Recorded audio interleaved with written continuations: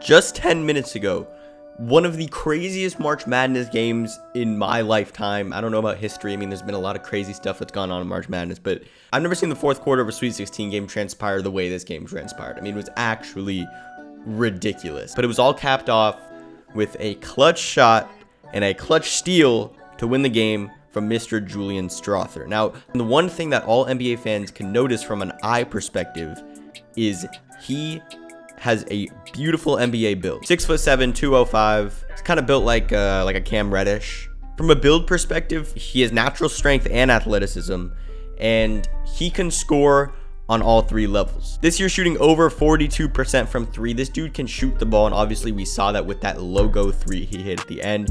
But besides that, he's great at driving the ball to the basket. He's one of those players that has hidden strength. His build may not show you that he's visibly a strong penetrator of the basket, but he can. He's shifty. Now, his comfort zone is definitely around the three-point line, as that's how Gonzaga utilizes him, rightfully so. I mean, he's a great three-point shooter, probably the best on the team. But I think when he gets to the NBA, the other two levels of the offensive end are going to start to be unlocked for him, and he's going to start to have to explore those ends to open up his game even more, because he's shown that he has the natural ability to drive the ball to the basket. It's just about opening them up, and he'll get stronger as he gets to the NBA. So his natural build and playing style leaves him with God-gifted potential. And look, he's a junior, he's no one-and-done player, but he's only 20 years old, so age won't have an impact on his draft stock. And I've been talking about, his natural NBA build and playing style. That also goes for his shot. He is a quick, high release that's pretty evolved to what the NBA is now. So his natural shooting style is perfectly accommodated to the NBA style of play. And obviously, he's a knockdown, as I've mentioned. Like a lot of wings in college, sometimes their passing potential doesn't get unveiled until they make the NBA. And I think Strawther is one of those guys. I've seen a lot of flashes of him having the ability to make the right read and having natural court vision, which is something I think as he gets to the league will be unveiled a lot more. Also on the offensive end, he's shown that he's great playing off the ball. Obviously, that offense is ran through Drew Timme, and even when Chet Holmgren was there, he's able to play off the ball and catch and shoot. So it was kind of a mystery of, hey, will he be able to take that step? And he did, making one of the biggest shots in NCAA history. For his weaknesses, they mostly come on the defensive end. He's no great defender, but he's no bad defender. He's not someone that you can expose in a one-on-one or try to get a screen set just so you can get that mismatch. He could hold his own, and I think his defensive potential can be met as he gets stronger and adjusted to NBA competition.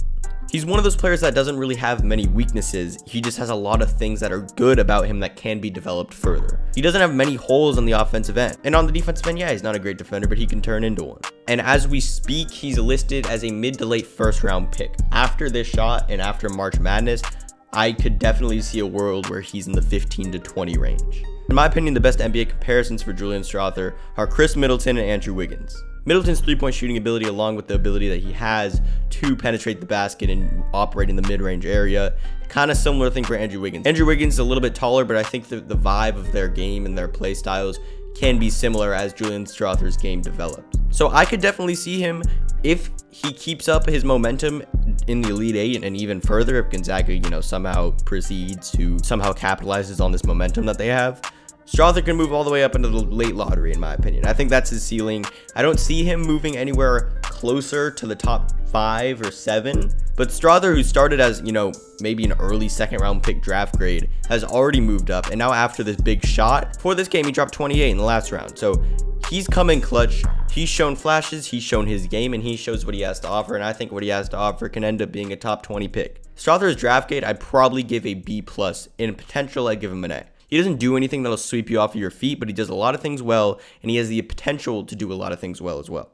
I'm really excited to see what the Zags do coming forward. I mean, I had them losing in the Sweet 16 in my bracket. I didn't really like Gonzaga coming into the season. I thought this year was the worst Gonzaga roster in the past 3 years, but they're proving me wrong. They're killing the tournament, and maybe they're going to continue on Saturday against UConn. So I'm excited for that game, and I'm excited for what Strawther is going to do in that game.